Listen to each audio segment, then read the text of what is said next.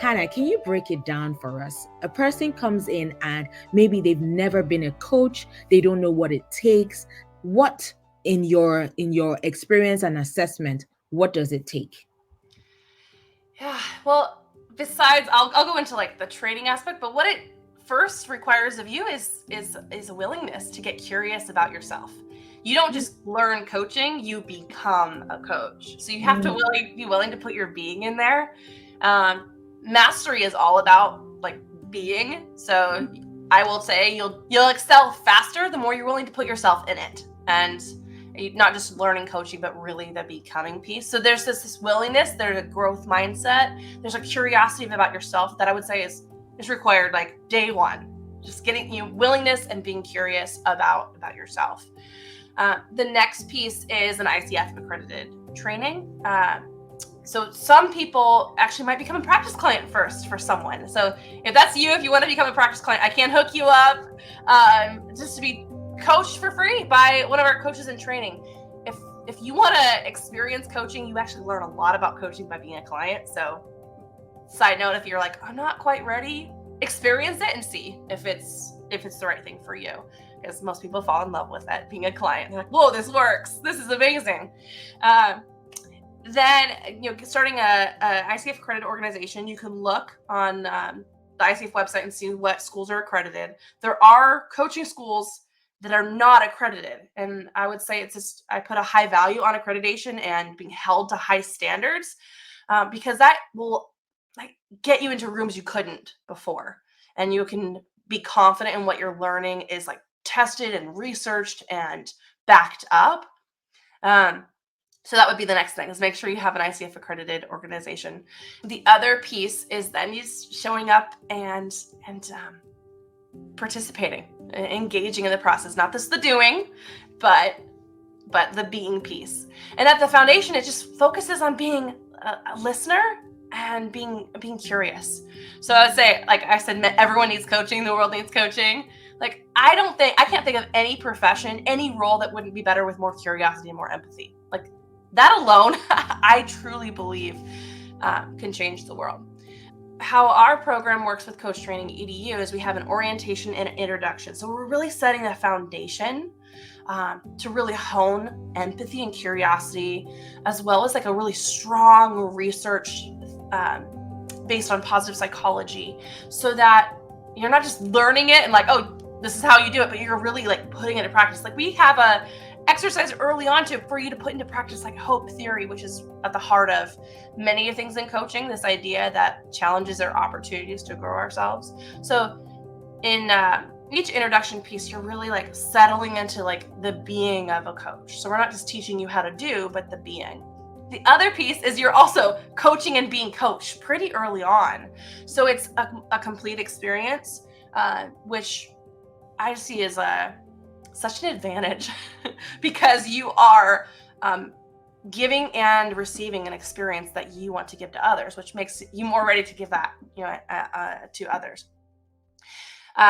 Typically, a 1.0, which is like an essentials, is 6 months.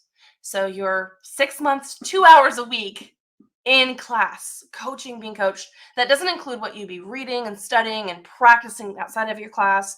You could be going to community events. CTEDU offers so many things for the community in addition as well.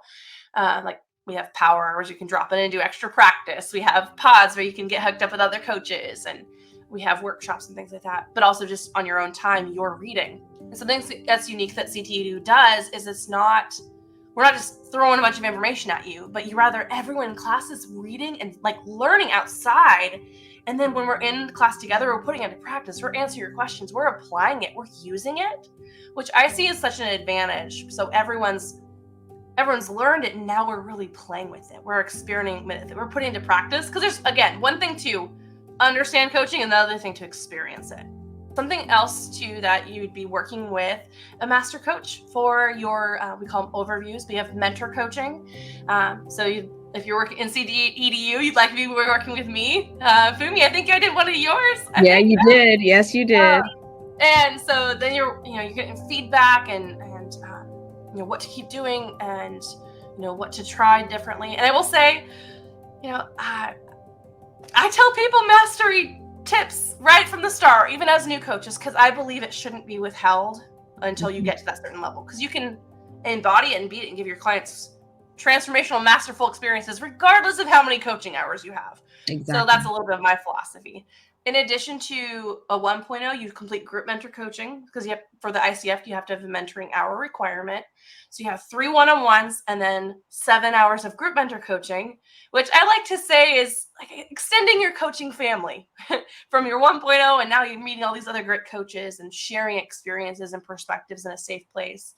And so what happens there is then, you're giving feedback to others. You're really exploring your relationship to feedback. You're applying what you know about coaching to other people's coaching. So it really strengthens you as a coach. You also receive feedback, but typically coaches only share once in those 7 weeks. So everyone has like a week where they're getting poured into and encouraged, and hey, here's my perspective and my curiosity. So you really get a lot of support.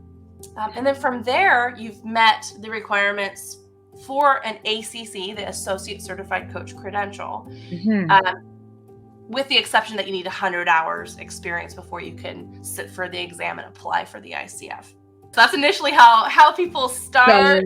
So between start and ACC, they go through 6 months of training, including practice sessions, studying, group mentor coaching, one-on-one overviews. Isn't that right? They get feedback, they get poured into by a master coach as well as other colleagues. So they get to meet different people of different backgrounds and perspectives, and those people encourage and help them also become better coaches.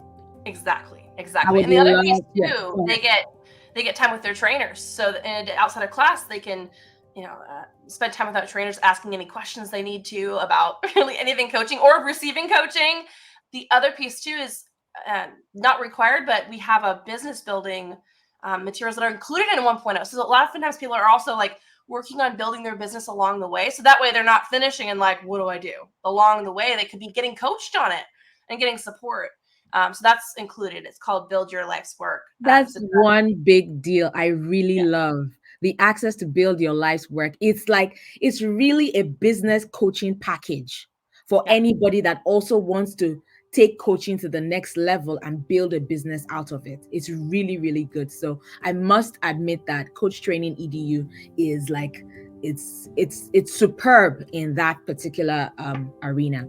So a person finishes 1.0. Remember, you said it was the essentials. The person finishes 1.0, starts to accrue coaching hours, takes the ICF exam, and now they are associate certified coaches, correct? Yes. So depending on what pathway they go. So a level 1, which is like a 1.0 group mentor coaching, 100 hours, they would have to submit a recording to the ICF. Now, if they chose to continue on and do a 2.0, 1.0, 2.0 is our advanced coach training, and the mentorship would meet the ICF requirements as a complete program. So you actually wouldn't have to send recordings to the ICF. And now you've not met just the training requirements for an ACC, Associate Certified Coach. You've also met the training requirements for a professional certified coach.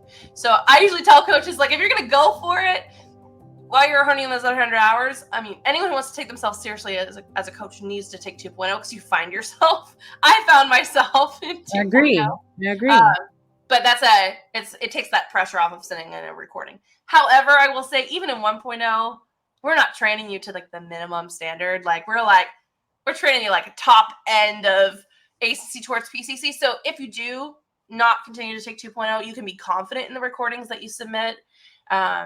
And then, even you can take into account the feedback you've gotten in overviews and group mentor coaching to help you choose what recording to submit as well. So that's that other piece.